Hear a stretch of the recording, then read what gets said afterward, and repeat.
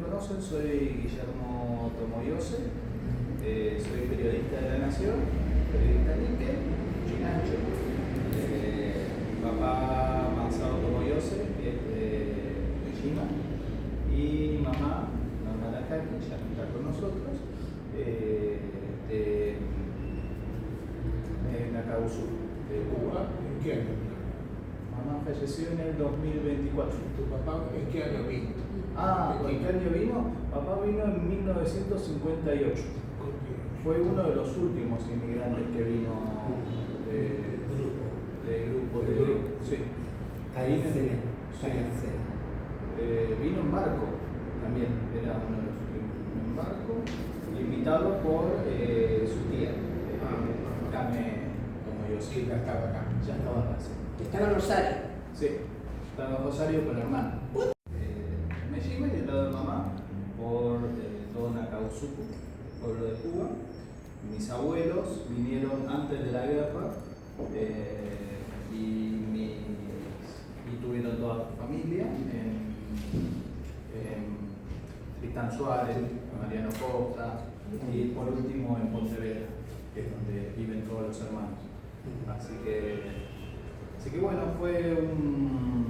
durante mucho tiempo estuve muy interesado en esta beca, porque la particularidad de esta beca tiene un nombre largo. Se llama Aprendizaje sobre el uso del poder blando y la revitalización regional a través del redescubrimiento de las raíces de Okinawa.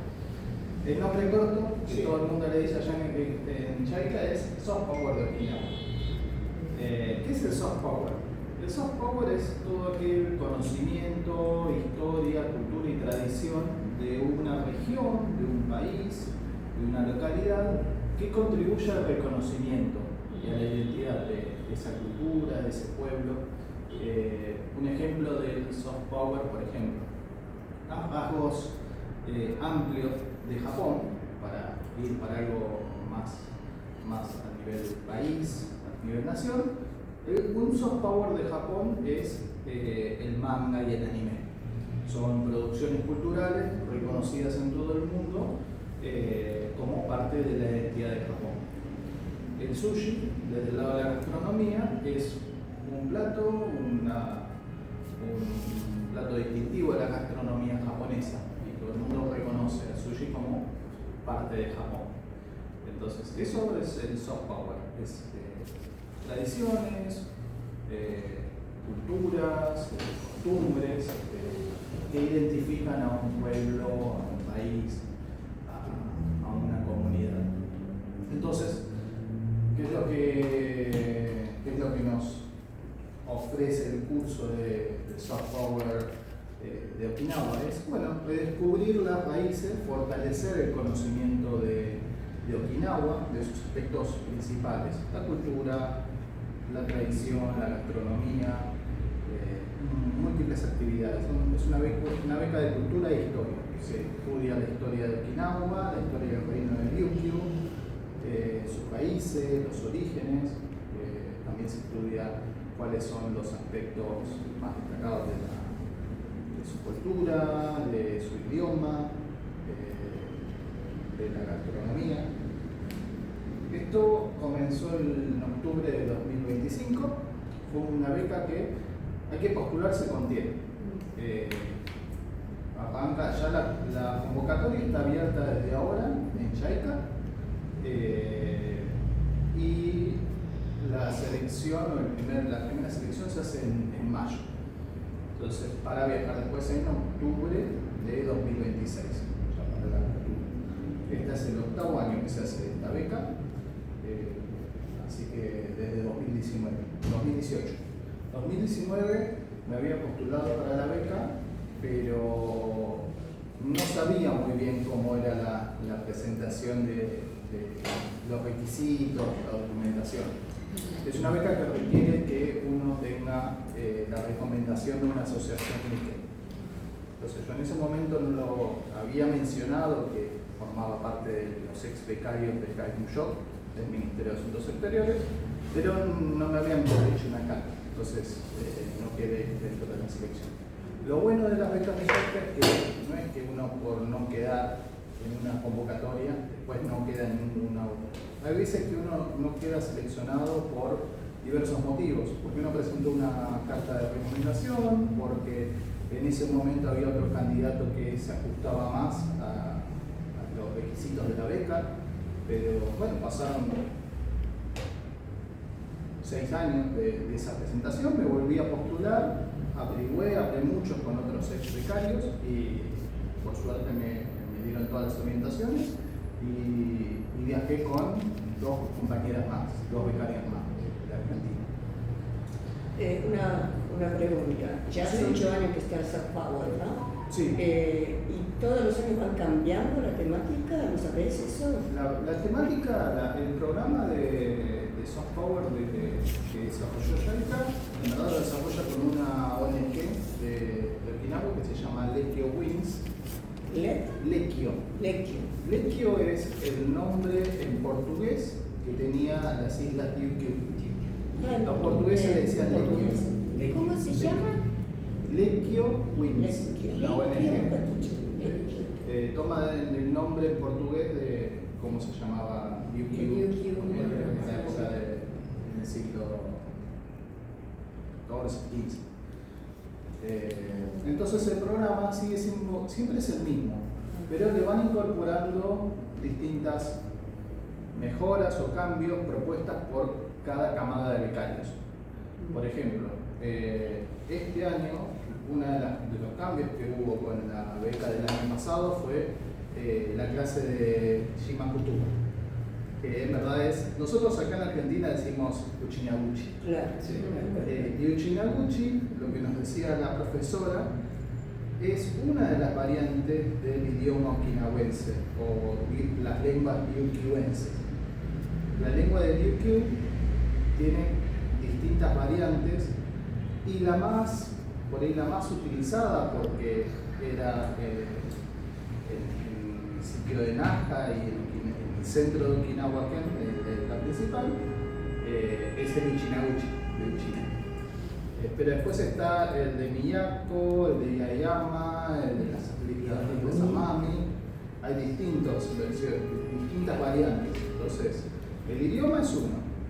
Y en Okinawa se le denomina Shimakutuba. Entonces, cuando hablábamos, no conocíamos el término. Decían, si hablamos de Uchinaguchi, hablamos de una variante del idioma. Que por supuesto por ahí es la más importante, por ahí que era el que usaban los reyes, estaba dentro de la isla grande, dentro de Okinawa, la isla más grande, entonces era por ahí el más utilizado por cantidad de personas. Pero después en cada una de las islas habían distintas variantes. Entonces en los últimos años, para unificar y decir que las lenguas ryukyuenses tienen un nombre, le pusieron Shimakutuba.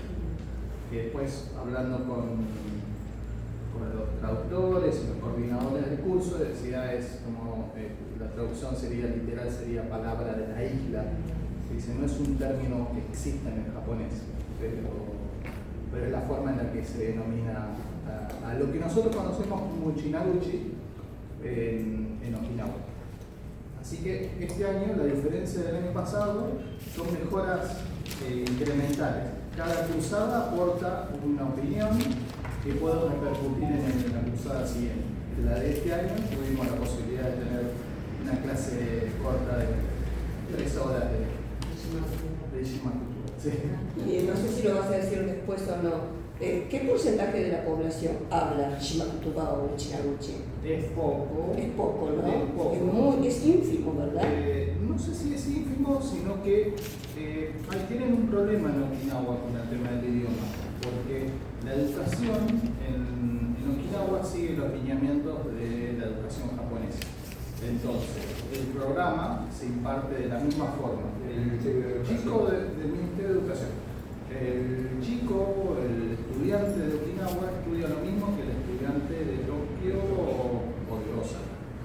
Entonces, lo único que ven de historia de Okinawa es la batalla de Okinawa, pero después no estudian ni Shimakutuba ni Uchinaguchi. Voy a decir Uchinaguchi como sinónimo de lengua okinawense, pero como extracurricular tampoco estudian. Como extracurricular, algunas escuelas sí lo enseñan. La más importante es una escuela, la escuela secundaria de Jaebaru, que es donde tuvimos la visita. Ahí En la enseñan. escuela de Jaebaru es la única escuela dentro de todo Okinawa que tienen el programa especial de cultura, es idioma, karate y danzas y música okinawense. Ellos son los únicos que tienen dentro de ese programa de vuelta. Es como complementario, el que se inscribe en esa escuela lo tiene obligatorio. Al ser complementario no lo hablan fluidamente, ¿no? Los chicos. No, lo Porque hablan. hablan bastante. Esa escuela lo tiene, Esa escuela sí. lo tiene muy desarrollado, pero en general, en la población en general, hablando con algunos jóvenes, con personas universitarios, recién en la universidad se enteran no solo por el idioma, también con el tema de la inmigración. Desconocen que hay una inmigración y que hay Nikkeis en América Latina. Qué raro, sí. Sí. Que más que menos tiene alguien que se viene a América, que se Sí, pueda. por Qué ejemplo, raro. mi traductora, la encargada de la ONG donde se encarga de conectar familiares con los residentes locales, me decía que ella tenía un abuelo Nikkei que había estado en Brasil, volvió a Okinawa y ella ya de grande, ya cuando estaba en la universidad, un día viaja a Brasil y el abuelo le dice, me cuenta esa historia personal, me dijo, no visitaste ningún familiar en Brasil, tenemos familia allá. Y ella decía, sí, sabía que mi abuelo había estado en Brasil, pero no sabía que tenía familia. Y esa es un poco la realidad de muchos jóvenes, que porque en la escuela no tienen esa educación y por ahí los familiares sí le cuentan que vivieron en América Latina o en Estados Unidos o Hawái, pero después no profundizan mucho en esa, por distintos motivos. Ellos no quieren contar la historia porque volvieron o porque no se da o porque los jóvenes no están interesados. Esta chica, Manu Taira, que fue mi traductora con la familia, tiene una madre que es investigadora y que trabaja, es antropóloga, y a partir de ahí, ya cuando empezó en la universidad, empezó a interesarse mucho más. En general, los jóvenes y la población en general habla lo que nosotros podemos hablar de Uchinaguchi, de Haitai, de IPDF y de Virú y todo, o sea, hablan en frases, está en la cultura general, pero como idioma, generalmente es un idioma más De repente desarrollado en conocimiento a mayor. lo que se acá, las Sí. palabras. Sí. Por ahí no lo hablan con fluidez, pero entienden más lo que se acá, pero Sí. porque está acostumbrado. Así que, y es algo que están tratando de hacer distintos programas para evitar ¿Y a ellos les preocupa que dentro de unos años puede desaparecer el Uchinaguchi o Sí. no les preocupa? Sí. La profesora que tuvimos nos contó que alrededor del 30% es un idioma que está en riesgo de extinción. Claro. Porque los jóvenes no tienen interés o Sí. les cuesta o arman muchos trabajos de entrevistas y de encuentros con los mayores, que son los que lo hablan, y para investigarlo más. El gran problema es que UNESCO declaró que es un idioma en riesgo de desaparición, Claro. pero Japón no lo reconoce como, en sí no reconoce a los Uchinanshu como pueblo originario o pueblo indígena. Entonces, al no reconocerlo, no darle entidad, tampoco se reconoce al idioma como tal y no hay programas para poder sostener el idioma. Dicen, el idioma para Japón, el Uchinanshu es japonés.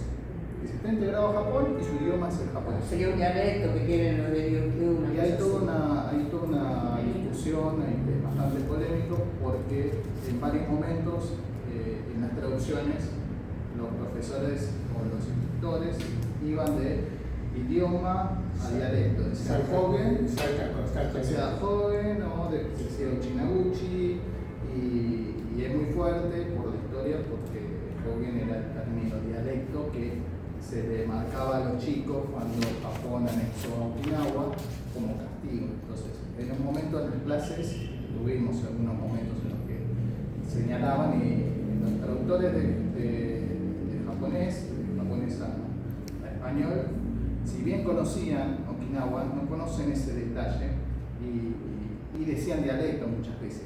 Y no es dialecto. Pero es un idioma. Es un idioma. Claro, pero eso mucho en base a son los lingüistas, los especialistas en lengua que han estudiado, profundizado en ese tema y llegaron a esa conclusión. El general de la gente no lo ve de esa manera porque le falta información. Ese es el problema. Una preguntita. Existe, o sea, el uchinaguchi es hablado, digamos, pero que yo recuerde, yo nací en Okinawa, vine de chiquita, yo recuerdo que se escribía el uchinaguchi, o sea, otra lectura tenía, pero ¿existe bibliografía de la escritura del Nihongo, o sea, del kanji, que se pueda leer en uchinaguchi, digamos? Lo que después, una de las cosas que tuve dentro de la clase y que tuve en varias clases dentro del curso es que pude acceder a varias bibliografías. En general está todo en Nihongo, está en japonés, edición japonesa, y hay una edición muy reciente del año pasado de Shimakutuba o Uchinaguchi. Yo voy a hablar de Uchinaguchi como algo general. En el que se profundiza mucho sobre eso. Y nos mencionaron la forma de lectura, de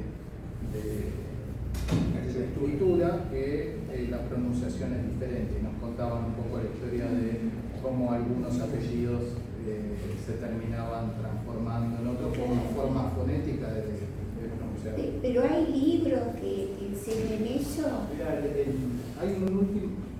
Libros de aprendizaje no, son libros de orientación, de referencia para poder estudiar un poco más. Hay una edición en español. Después en el grupo voy a publicar la foto de los libros que compré.